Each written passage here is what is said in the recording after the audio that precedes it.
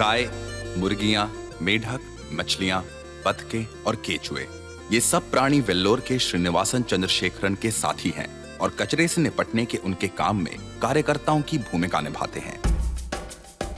श्रीनिवासन द्वारा बनाए गए वेल्लोर मॉडल में 24 घंटे ये प्राणी खुशी से काम करते हैं। सबका अपना अपना काम भी तय है। कोई नाइट ड्यूटी पे रहता है तो कोई डे ड्यूटी पर। शिफ्ट बदलते वक्त भी कोई दिक्कत नहीं होती। सुबह होते ही बतखें और मुर्गियां अपने काम पर लग जाते हैं और रात के वक्त मेंढक और केंचुए। कुल मिला के सब गार्बेज को गोल्ड बनाने के काम में लगे हैं, यानी कचरे को जैसे सोने में तब्दील कर रहे हैं।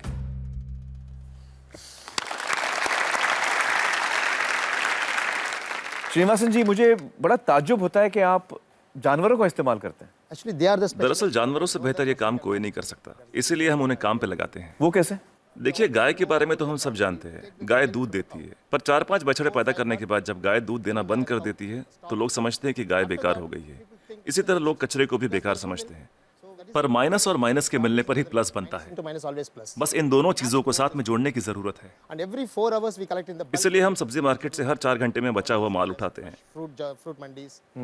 कुदरत ने हर चीज के लिए वक्त दिया है। अगर उस वक्त के अंदर आप सही इस्तेमाल कर ले तो वो चीज बेकार नहीं रहती, उसमें से कुछ काम की चीज निकलती है। इसलिए हम अपने प्रोजेक्ट में गाय को अपॉइंट करते हैं। हर 35 किलो छिलकों के लिए एक गाय। उनका काम है इन सब्जियों के ताजे छिलकों को खाना, गोबर देना और फिर शेड में आराम करना, रिटायर्ड जिंदगी जीना।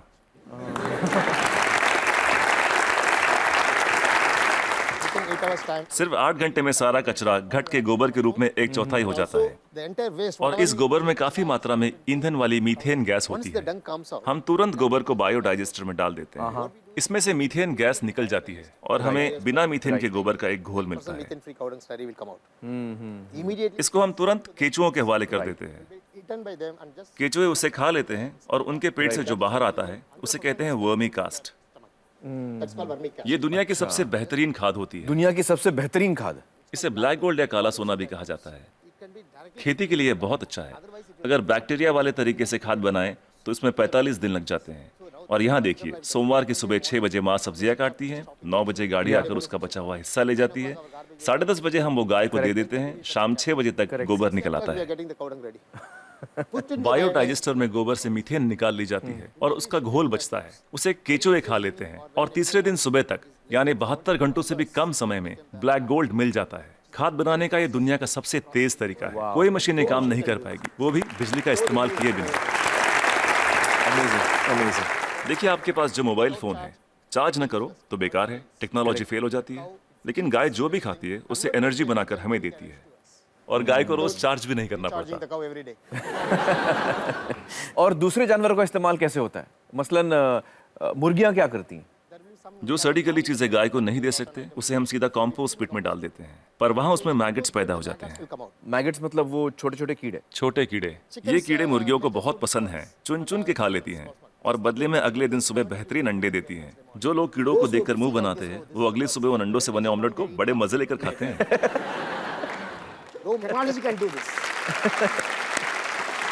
कोई टेक्नोलॉजी, कोई मशीन ये नहीं कर पाएगी। दुनिया में ऐसी कोई मशीन नहीं बनी जो कीड़े खाए और अंडे दे। बिल्कुल ठीक, बिल्कुल ठीक। लेकिन हर चीज में जहाँ कुछ खूबियाँ होती हैं वहाँ कुछ खामियां भी होती हैं। ओके। मुर्गियों के साथ एक परेशानी है, आप चाहे पूरा दिन उनसे काम ना लें, आराम करने दें, फिर भी वो रात को काम नहीं करेंगी। तो रात को कौन काम करता है? रात को हमें मेंढक को काम पर लगाना पड़ता है और वो सिर्फ नाइट ड्यूटी ही करते हैं। कुदरत का करिश्मा है, एक दूसरे की कमी को पूरा कर देते हैं। ना तनख्वाह मांगते हैं, ना बोनस, ना यूनियन बनाते हैं, ना हड़ताल करते हैं, बस अपने अपने काम में लगे रहते हैं। सही है, सही है। तो मुझे बताइए कि ये बतखें क्या करती हैं? बतख का पसंदीदा खाना है मछलियाँ। अब मछली बाजार का कचरा म्युनिसिपैलिटी के लिए सरदर्द होता है, पर वही मछलियाँ बतख के लिए दावत हैं। तो अगर आप हर 3 घंटे में मछली बाजार का कचरा उठा के बतखों को दे दे तो ये तुरंत हजम कर लेंगी। 15-20 मिनट में सब कुछ सफाचट, और कचरा अगले दिन बतखों के खूबसूरत अंडों में तब्दील हो जाएगा।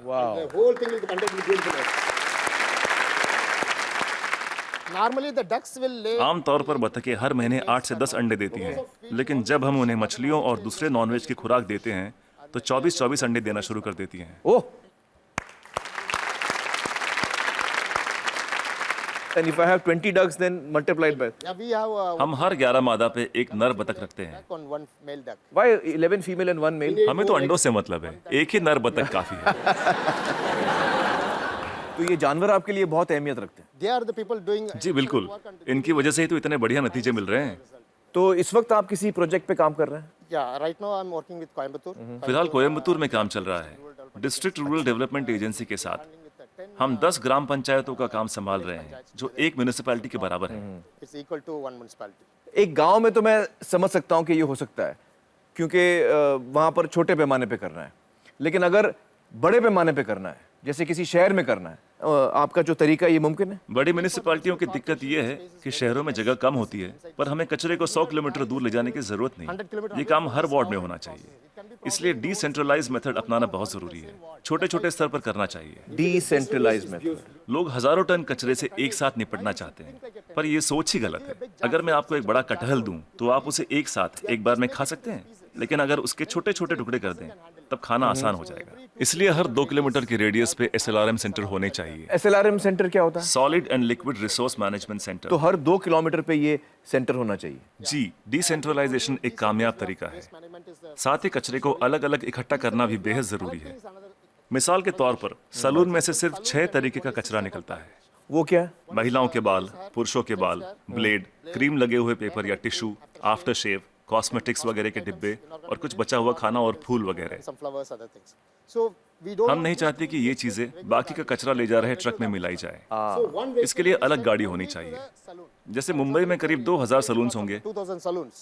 एक गाड़ी सब जगह घूम के ले लेगी। हर इलाके के लिए एक छोटी गाड़ी। हाँ, अलग अलग एरिया के लिए अलग अलग गाड़ियाँ होंगी। हाँ। जी, सिर्फ सलून के लिए।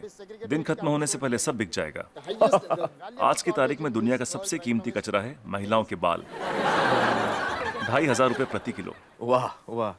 तो दिन भर का जो कचरा है, दिन खत्म होते होते वो इस्तेमाल भी हो जाएगा। अलग अलग इकट्ठा करें तो राज ये है, तरकीब ये है कि शुरुआत से ही मिक्स मत करो। जी, अलग अलग इकट्ठा करो और अलग अलग ही लेकर जाओ। तो आपके पास इसका पूरा प्लान है, मास्टर प्लान है? बिल्कुल है। वाह वाह। That's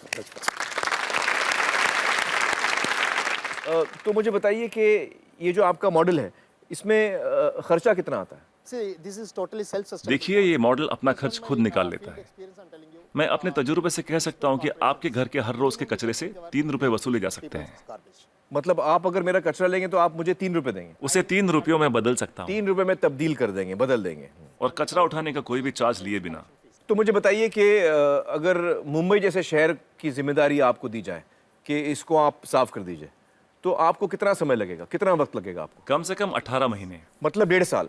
तो मतलब 1.5 साल में आप मुंबई की काया पलट कर सकते हैं। Yes. जी, बिल्कुल कर सकते हैं। बहुत बहुत शुक्रिया श्रीनिवासन जी, बहुत ही कमाल के सुझाव आपने दिए हैं। बहुत बहुत शुक्रिया, थैंक यू सो मच। दोस्तों, प्लास्टिक आजकल की जिंदगी का एक बहुत बड़ा मुद्दा है। प्लास्टिक एक ऐसी चीज है जो मनुष्य ने बनाई तो है, लेकिन उसका खात्मा नहीं हो सकता, जो धरती में जज्ब नहीं हो सकती, जिसको हम अंग्रेजी में कहते हैं नॉन बायोडिग्रेडेबल। और शायद ये हम सबके सामने बहुत बड़ी समस्या है कि आखिर प्लास्टिक का क्या किया जाए। एक इंसान है जिसके पास इसका जवाब है।